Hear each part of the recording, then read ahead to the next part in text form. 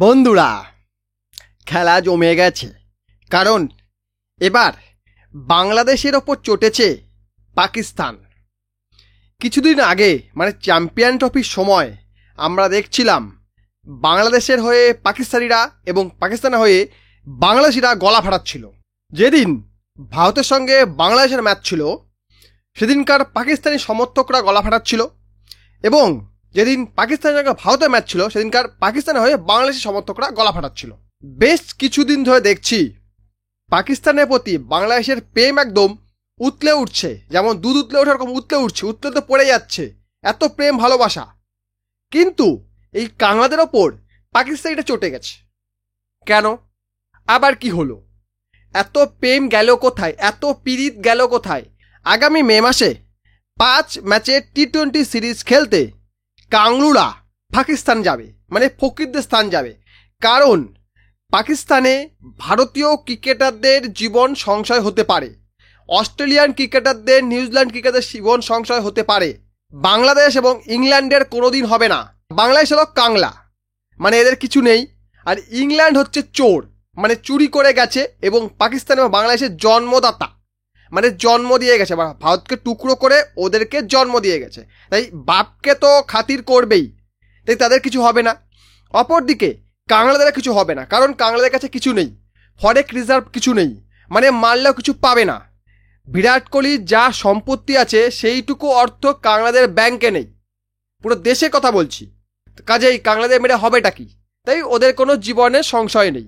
তাই তারা 5 ম্যাচের টি-20 সিরিজ খেলতে যাচ্ছে কোথায়? পাকিস্তান। পাকিস্তানে কেউ যেতে চায় না।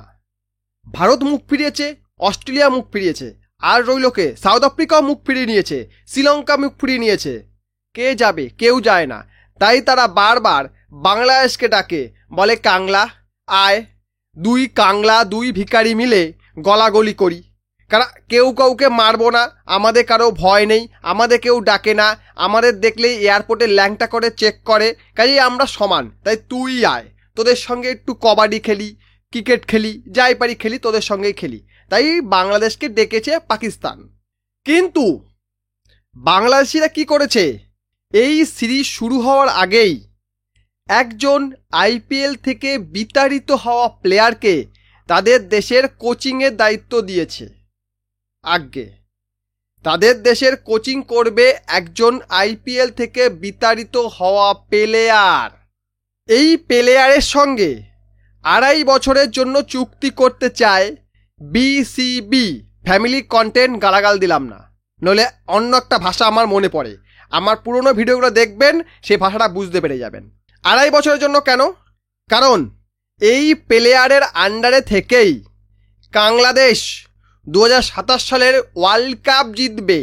কিন্তু আপাতত তারা 3 মাসের জন্য চুক্তি করবে, করে তারা বাজিয়ে দেখবে যে এ আমাদের মতো গাধাকে ঘোড়া বানাতে পারবে তো।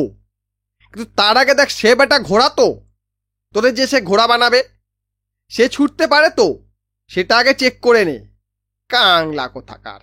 এখন কথা হলো গিয়ে, কে সেই ব্যক্তি, কে সেই মহান প্লেয়ার যাকে কাংলারা এত করে ডাকছে, যাকে কাংলারা সাদর আমন্ত্রণ জানাচ্ছে, যার জন্য বিসিবি বাংলাদেশ ক্রিকেট বোর্ড লাল কার্পেট পেতেছে, সেটা আবার ধার করে এনেছে চীন থেকে। সেই লাল কার্পেট পেতে দিচ্ছে যে আসো, তুমি এসে আমাদের প্লেয়ারদের পিছনে বল ভরে দাও, কারণ ইনি হচ্ছেন বোলিং কোচ। আগে হ্যাঁ, বাংলাদেশে বলার নেই, স্বদেশি কোনো বলার নেই, সেই কারণে বিদেশ থেকে বোলিং কোচ আমদানি করছে কে না বাংলাদেশ। বাংলাদেশে কোনো কোচিং করানোর মতো কেউ নেই, কারণ বাংলাদেশে কোনো ওয়ার্ল্ড ক্লাস প্লেয়ারই নেই। একজন যা হোক ছিল সাকিব আল হাসান, সে বলছে শালা এই ভাগাড়ের দেশে আমি থাকবই না, এই বাংলাদেশে আমি থাকবই না, শালা আমার ঘর বাড়ি কখন বেটা ভেঙে চুরে তছনছ করে দেবে কোনো ঠিক নেই, এই দেশে আমি থাকবো না। সেই কারণে সাকিব আল হাসান দেশ ছেড়ে কবেই পগার পার হয়ে গেছে। আর ওখানকার কিছু নেতা সাকিবকে বলছে তুই আয়, তুই আইলেই তোকে আমরা কাইটটা হেলাইমু। আরে সাকিব ওদিক থেকে বলছে আমি যাব না, কিন্তু তুই আইলে তোকে ঢুকতে দেবো না। মানে যেখানে আছি সেখানে তোকে ঢুকতে দেবো না। এই কথা বলছে কে না সাকিব। সাকিব ভালো করেই জানে ভাই ওখানে গিয়ে লাভ নাই, আমাকে ওরা খেলাবে না, ওদের দেশের প্লেয়ার নেই, যে কোনো ম্যাচে হেরে গেলেই আমাকেই গালাগাল দেবে, মানে খেলতে হবে আমাকে, ফিল্ডিং করতে হবে আমাকে, বলিং করতে হবে আমাকে, ব্যাটিং করতে হবে আমাকে, ক্যাপ্টেন্সি করতে হবে আমাকে, সবই করতে হবে আমাকে, বাকি 10 জন আসবে এসে টান্টু মেরে শান্টু হয়ে যাবে আর আমি মরবো। অতএব আমি বাংলাদেশে যাব না, কোচিং করানোর কথা দূরে কথা, কোনো কিছু করতেই আমি যাব না। তাই বাংলাদেশে কোনো ভালো প্লেয়ার নেই, তাই তারা বিদেশ থেকে বলিং কোচ আনছে। একজন তো হেড কোচ রয়েছে, নামটা এমনিতে মনে পড়ছে না, ব্যাটিং কোচও মনে হয় বিদেশি, এবারে বলিং কোচ সেও বিদেশি। কিন্তু এই বলিং কোচ নিয়ে পাকিস্তানিরা খেপেছে কেন বলছি। যে ব্যক্তিকে কাংলারা বলিং কোচ বানাতে চাইছে তার নাম হচ্ছে উমার গুল। কিছু কিছু ক্রিকেট প্রেমী আছেন যারা এই ব্যক্তির নামটি জানেন, কারণ উমার গুল টেস্ট ক্যারিয়ারে 47 টেস্ট খেলে 163টা উইকেট নিয়েছেন, টি-20তে 60টা ম্যাচ খেলে 85টা উইকেট নিয়েছেন এবং ওয়ানডেতে 130টা ম্যাচ খেলে 179টা উইকেট নিয়েছেন। আর এই উমার গুলকেই 2027 ওয়ার্ল্ড কাপ অবধি কাংলারা ধরে রাখতে চাইছে, কারণ কাংলা এসে কেউ গিয়ে কোচিং করাতে চাইছে না, সেই কারণেই এই উমার গুলকে তারা অ্যাপয়েন্ট করতে চাইছে। কিন্তু পাকিস্তান এটা চটেছে কেন? পাকিস্তান সমর্থকরা চটেছে এই কারণে, বর্তমানে পাকিস্তান ক্রিকেটের অবস্থা খুবই খারাপ। উমর গুল একজন ভালো বলার, 2009 সালে টি-20 ওয়ার্ল্ড কাপের সময় ভালো পারফরমেন্স উনি দেখিয়েছেন, তাই পাকিস্তান ওয়ার্ল্ড কাপটা জিতেছিল, টি-20 ওয়ার্ল্ড কাপটা। সেই কারণে উমর গুল একজন ভালো বলার, নিঃসন্দেহে সেরকম না হলেও মোটামুটি ভালো বলার। এর আগে পাকিস্তানকে কোচিং করেছিল, পাকিস্তানকে আমরা গালাগাল দিতে পারি, বাট ক্রিকেটে দেখতে গেলে পাকিস্তান কিন্তু ভালো দল একটা। এখন অবস্থা খারাপ, কিন্তু একসময় ভালো দল ছিল এবং পাকিস্তানের সঙ্গে ভারত বেশি ম্যাচ হেরেছে, মানে জেতার থেকে বেশি হেরেছে, ভারত হেরেছে। কাজে পাকিস্তান মোটামুটি ভালো দল। বর্তমানে পাকিস্তান টিমে যা অবস্থা, সেইখানে একজন নাগরিক হিসাবে, দেশের নাগরিক হিসাবে এটাই কর্তব্য যে আমি আমার দেশের প্লেয়ারদের শিক্ষা দেই, ট্রেনিং দেই। আমার যদি সেই ট্রেনিং দেওয়ার ক্ষমতা থাকে, ক্যাপাসিটি থাকে, তাহলে বাইরে না গিয়ে আমি আমার দেশেই সেটা করি। যদি আমার দেশে দেখা যায় যে অনেক রয়েছে, লোকের অভাব নেই, সেক্ষেত্রে আমি যেতে পারি। আমার মনে হয় কোনো দেশের মানুষের সেই দেশে থাকা উচিত। আর এই কারণেই পাকিস্তান দর্শকরা চটে গেছে যে দেশের ক্রিকেটের এই অবস্থা, সেখানে তুমি যাচ্ছ কাংলাতে ট্রেনিং দিতে, মানে কাংলারাই এখানে আসবে, মানে মে মাসে আসবে, এসে আমাদের পেলে দিয়ে চলে যাবে, আমাদের ইজ্জতের 12টা বাজিয়ে দেবে। পেলবে নিশ্চয়ই, অবশ্যই পেলবে, কারণ পাকিস্তানের অবস্থা এতটাই খারাপ।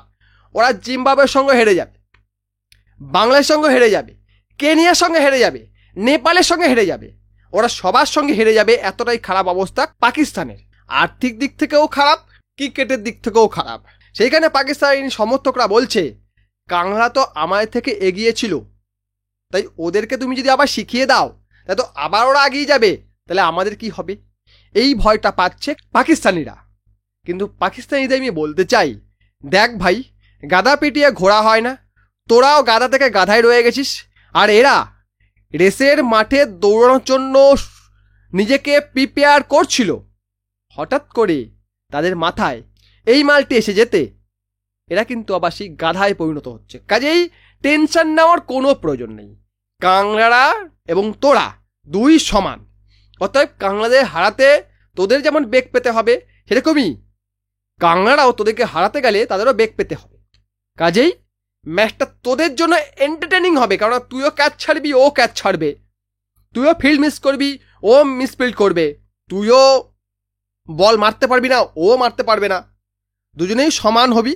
এবং কে জিতবে কে হারবে সেটা বলা যাবে না, কারণ দুজনে যখন সমান, যে কেউ জিততে পারে, যে কেউ হারতে পারে। কাজে টেনশন নিয়ে লাভ নেই। ভিডিও ভালো লাইক করবেন, কমেন্ট করবেন, শেয়ার করবেন, চ্যানেলটা সাবস্ক্রাইব করবেন। পলিটিক্স রিলেটেড ভিডিও আমার এই চ্যানেলে আসছে, চ্যানেলের লিঙ্ক ডেসক্রিপশন বক্সে দেওয়া আছে, ওখানে নিউ ভিডিও আপলোড হচ্ছে এবং ওই ভিডিওগুলি এই চ্যানেলের কমিউনিটি ট্যাবে আমি পোস্ট করছি।